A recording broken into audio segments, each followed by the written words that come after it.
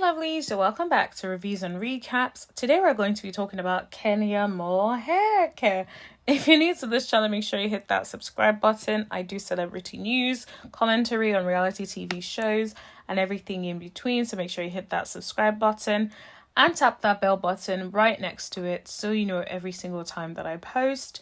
And I do want to also flag that I'm doing a giveaway on the channel, so please head over to my channel and look for the video where I'm doing a giveaway, and make sure you follow all the rules to take part if you want to.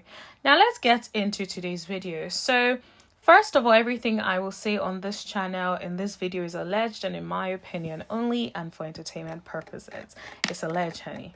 Okay, with that being said, allegedly Kenyamoore has been fired. I know initially we had said that she was indefinitely suspended. Word in the curb is that she has been fired.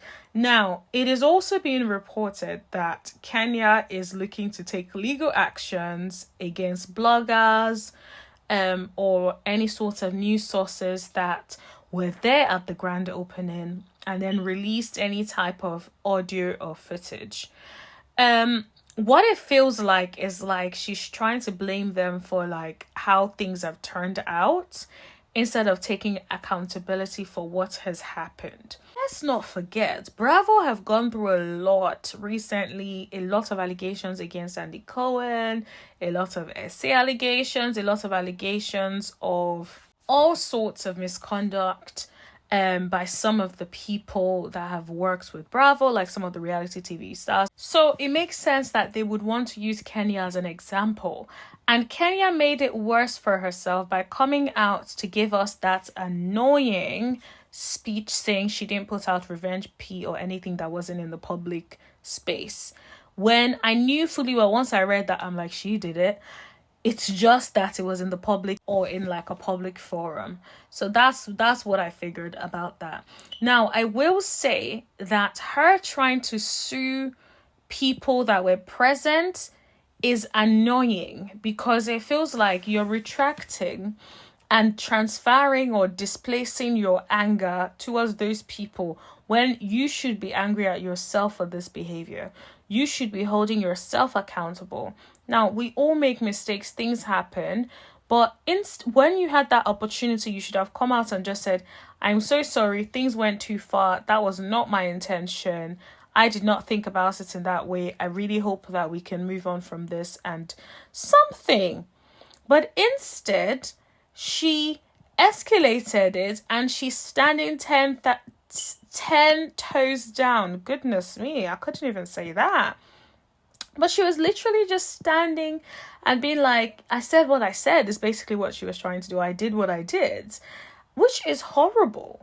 And I just don't feel like that is something that should be accepted. Like, if you think about it on a regular job, if you did that in a regular job, you would not have a job. And best believe that they would also report to the police, who will come and pick you up shortly thereafter. Because it is a serious allegation. Now, whether or not they'll be able to get you on revenge P is another thing, because of it being in the public domain. But then depends on the rules in ATL, for example. Like, those sorts of things determine how the law is applied, what the law is, stuff like that. It's different in different jurisdictions. Now, the big thing I wanted to talk about is accountability. And then I started to think about it. I was like, what is it about accountability that is hard for people to grasp? And I wanted to talk about it a little bit, like from a psychological point of view, a little bit. And so I did some like Googling and like research and stuff. And I saw something and I was like, whoa, I feel this makes a lot of sense. So I wanted to share that with you guys. And I'm just going to read it. Being accountable is tough, but the real reason we struggle might be simpler than you think. It's not because we're lazy or bad at managing our time. Our lack of accountability stems from the failure to understand our basic human nature. Now, this is from the Entrepreneur website. If you take a look at what we are wired to do, you discover that we naturally avoid things that are hard or uncomfortable. Our brains are wired to seek pleasure rather than pain.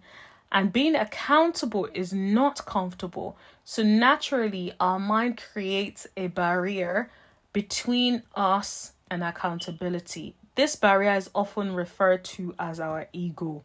This is interesting because I've never even thought about ego as a term that can be defined. It's just a term that you know what it means. But it's very, very interesting to actually read about that and read that it's actually basic human nature. So it's almost like we then have to work against our nature to ensure that we hold ourselves accountable. Now, I'm going to read a little bit more. Our ego serves as a defense mechanism by creating a comforting illusion of control and competence in our lives. It's our mind's way of shielding us from the harsh reality of our shortcomings. Whether we are aware of it or not, it creates resistance that influences the way we tackle our commitments. When we face challenges or risk not meeting expectations, our ego interferes to protect our self-esteem. As a result, we cling to excuses and justify our every drawback. This desire to protect our self-image causes us to repeat the same avoidant behavior until it becomes a habit. Relying on our ego to protect us at all times affects the way we run our business. Now, this is very interesting. And the point I really want us to take and not forget is the desire to protect our self-image causes us to repeat the same avoidant behavior until it becomes a habit.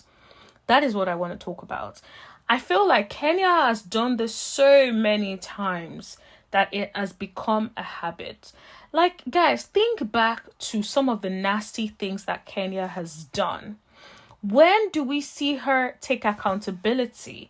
Instead, we always see her play the blame game. Remember when she was hosting and she didn't even take care of the folk and make sure they were good? And like, you're hosting. The least you can do is organize activities, organize food. Instead, you did absolutely nothing whilst everyone was trying to fend for themselves. And that apology was non-existent. It was like she kept making excuses about things to do with her daughter and things to do with this and things to do with that. And I'm like, it just feels like a blame game, a lack of accountability, someone that is unwilling to take accountability for their actions. Instead, they will rather blame everyone else. The problem is she is in her 50s now, which means that she has done this for so many years, probably throughout her life, and she has probably gotten away with it. Think about how many years we've seen her on the show Real Housewives of Atlanta, and she got away with not really taking accountability, blaming everyone. Oh, well, you pushed me, so I did this. You did this, so I did that. All the time. Let's not act like this is the first time we've seen her go too far. We see her go too far all the time. This is the furthest she has gone. But the thing about people like her is they test boundaries. She saw that she could get away with all these things. So now she's like, ooh, I'm going to ramp it up and step it up. But it's like, what sort of embarrassing way to go is that? And you could also tell that her ego is involved now because she's trying to save face. She's trying to get a little pound of flesh by holding someone else accountable, by sharing the blame. Well, it's not just me. Well, if you had an event where you didn't put that on the wall, people would not be shocked enough to make videos of it. You wanted to bring attention to your salon, now you have. But it's not the right attention, and it's not the attention that will give you more money in your bank. If anything, it's now taking money out of your bank. Anyone that constantly points fingers at other people, never confronts their own issues, always has an excuse. Oh, I'm going through a lot. That's why this is not happening. I'm going through this. I'm going through that. Like, there's always an excuse. You can never take accountability for your shortcomings, for not stepping up, not doing something that you should have done, and stay in it, right? It's in that uncomfortability, or that's where you grow, that's where you adjust, where you're actually owning what it is that you've done wrong so that you can improve. But if you're not owning anything you've done wrong, what do you think is going to happen?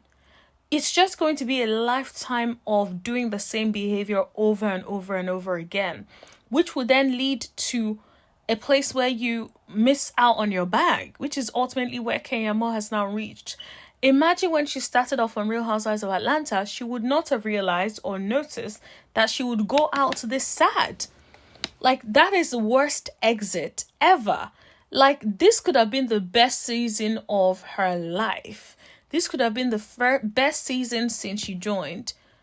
But look at it, going out sad. Anyways, let me know what you guys think in the comment section below. Don't forget to hit that subscribe button and like, share, and I'll see you guys in the next video. Bye.